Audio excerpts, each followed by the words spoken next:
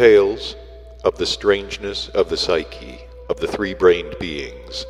of that in all respects ill-treated planet of our great universe.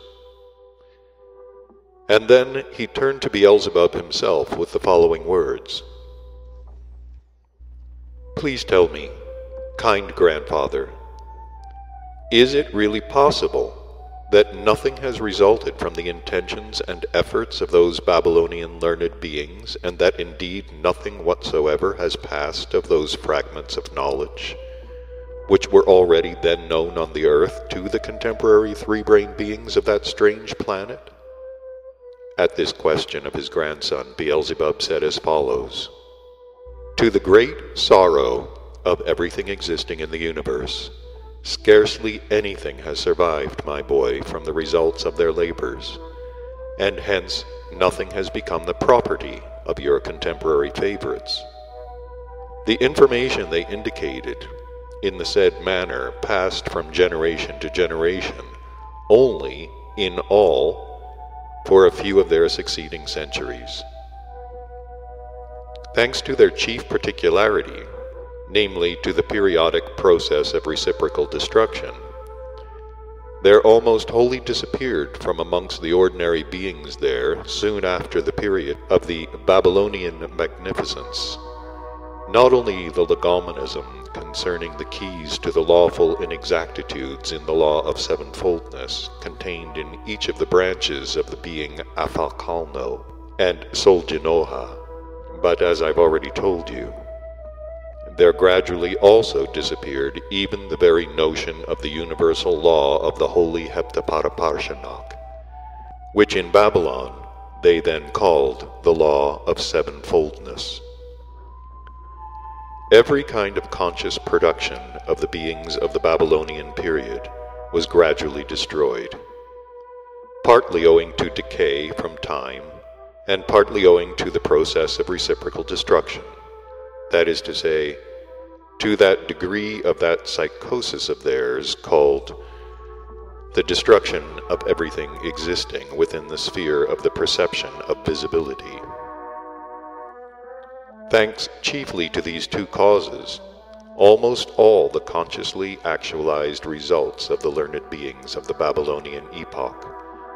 gradually disappeared from the surface of that ill-fated planet, and at such a tempo that after 3 of their centuries, scarcely any of them were left. It must also be noticed that, thanks to the second mentioned cause, there also gradually diminished and finally almost entirely ceased the employment of that new form, which had been established since Babylonian times, for the transmission of information and various fragments of knowledge to subsequent generations, through the beings they called initiates of art. About the disappearance there of just that practice of certain beings becoming initiates of art, I know very well, because just before my departure forever from that planet, I had to elucidate this very carefully for another aim of mine. And for the purpose of making this clear, I even specially prepared a very good tiklunia from among the beings there of the female sex, and made these elucidations of mine through her. Tiklunias were formerly called their pythonesses, but contemporary ones are now called mediums. So then, I made it clear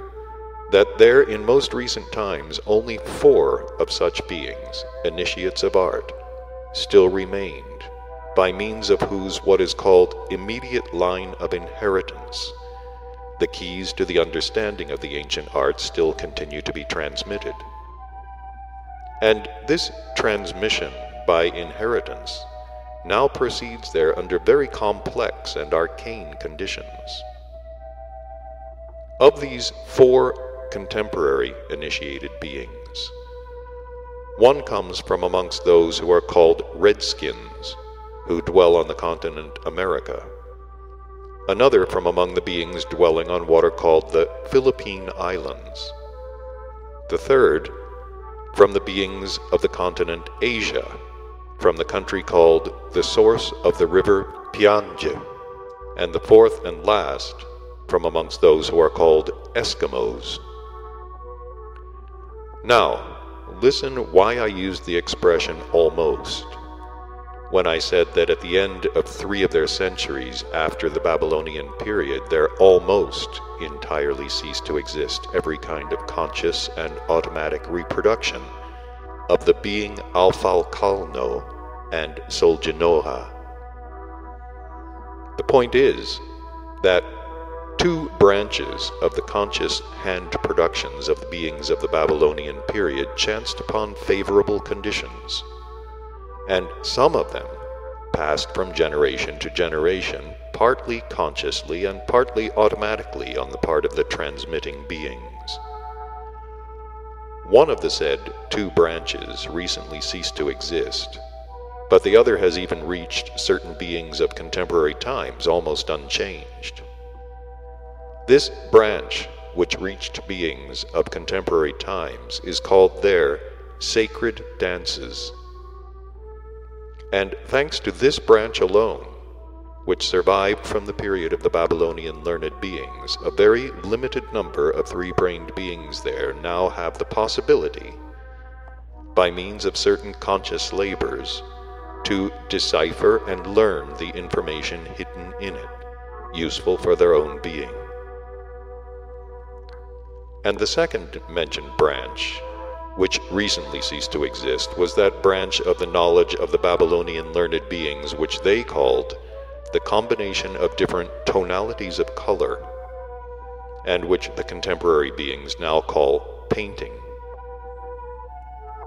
The passing of this branch from generation to generation proceeded almost everywhere, but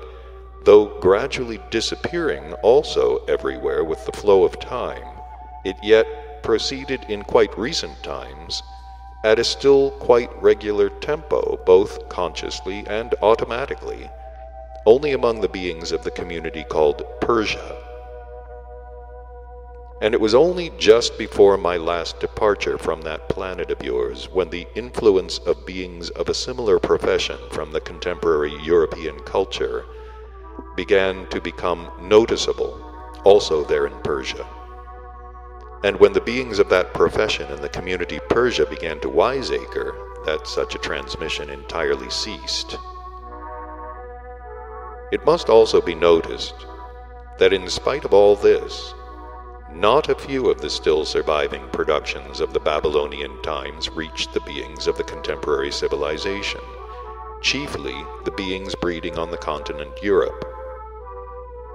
But these productions, which reached the beings of this contemporary civilization, and not originals, but only half-decayed copies made by their recent ancestors, who had not become entirely what are called plagiarists, they simply, without suspecting the well of wisdom concealed in them, and without taking corresponding practicable measures, stuffed into what are called museums, where these old copies are gradually either totally destroyed or partially mutilated by frequent copyings from them, made by means of various eroding and oxidizing compositions, as, for instance, alabaster, fish glue, and so on, only so that the copyists might swagger before their friends, or cheat their teachers, or achieve some other Hasnamussian aim. It must, in fairness, be remarked that now and again certain beings also of the contemporary civilization have suspected that something was concealed in the productions which chanced to reach them in the original, specially created then in Babylon by the members of the Club of the Adherents of Legomenism, or in those copies which were made during their transmission from generation to generation by various conscientious professionals, that is, by such professionals to whom, as I've already said,